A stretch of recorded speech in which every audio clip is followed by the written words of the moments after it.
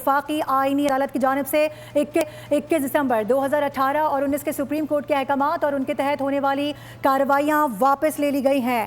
مسماری سے متعلق فیصلے میں کہا گیا کہ عدالت کا مقصد غیر قانونی تعمیرات کو قانونی تحفظ فراہم کرنا نہیں، صرف قانون کے مطابق کارروائی کو یقینی بنانا ہے۔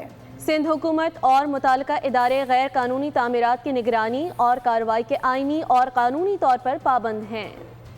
آئینی عدالت کا بڑا فیصلہ، سپریم کورٹ میں مسماری سے متعلق بڑے احکامات واپس لے لیے۔ آئینی عدالت نے قرار دیا کہ نسلہ ٹاور مسماری کا سبب بننے والے سپریم کورٹ کے 21 دسمبر 2018 اور لیاری بلڈنگ 22 جنوری 2019 کے احکامات اختیارات سے تجاوز تھے۔ غیر قانونی تعمیرات کے خلاف کارروائی کا اختیار بنیادی طور پر صوبائی حکومت کا ہے، عدلیہ کا نہیں۔ جسٹس عامر فاروق نے 10 صفحات پر مشتمل فیصلے میں لکھا، عدالتیں اپنے سامنے موجود تنازع تک محدود رہیں، غیر ضروری معاملات میں مداخلت نہ کریں۔ جسٹس سید ارشد حسین شاہ نے فیصلے میں مزید اضافی نوٹ لکھا کہ شہریوں کے بنیادی حقوق اور عوامی سہولیات کا تحفظ ریاست کی اولین ذمہ داری ہے۔ پارکس، کھیل کے میدان، گرین بیلٹ، فٹ پاتھ، ساحل اور دیگر عوامی مقامات کو غیر قانونی قبضوں اور تبدیلیوں سے محفوظ رکھا جائے۔